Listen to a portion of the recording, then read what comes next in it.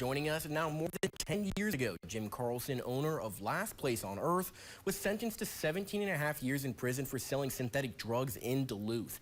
Last Thursday, President Biden set a record day for most pardon and commutations, one of them granting clemency to Carlson, meaning he'll be let out 7 years early. Northern News Now Ryan Hayes talked to city leaders who are shocked to see the man who they say negatively impacted the city set free. I was just deeply disappointed. And I mean, really, I'm pretty shocked. I think we were all caught off guard. City leaders expressed their disappointment, confusion, and surprise after President Biden issued clemency to a man they say created havoc in Duluth's downtown.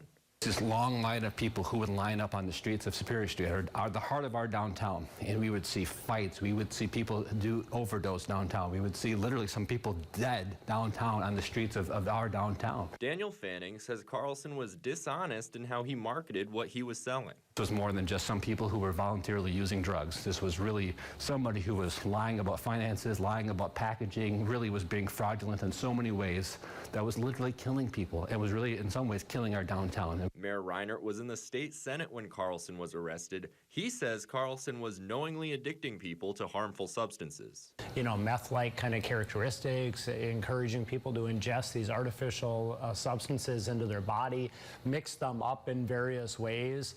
Sheriff Gordon Ramsey was chief of police in Duluth back in 2014, and he helped put Carlson away.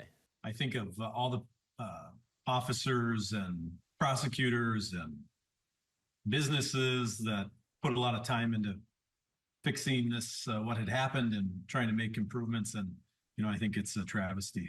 According to Ramsey, at first there was thought that the substance was synthetic marijuana, but the effects were far different than what you would expect from weed. This was man-made drugs. A lot of it, you know, we don't even know what was in there, but they were constantly changing the compounds to try and keep ahead of federal legislation. Law enforcement worked to put Carlson behind bars for about 5 years, but before they did, Ramsey recalls how having these drugs in the streets affected Duluth businesses. We saw a lot of really odd behavior.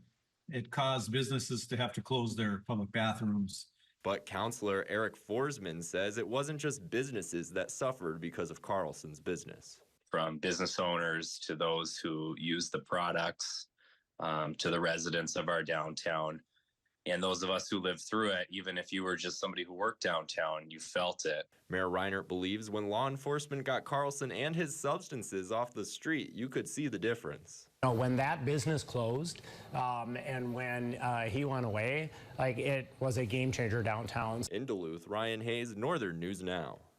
In total, Biden issued 39 pardons and nearly 1,500 commutations since Thursday. Carlson is expected to be released from a Michigan prison in the coming weeks.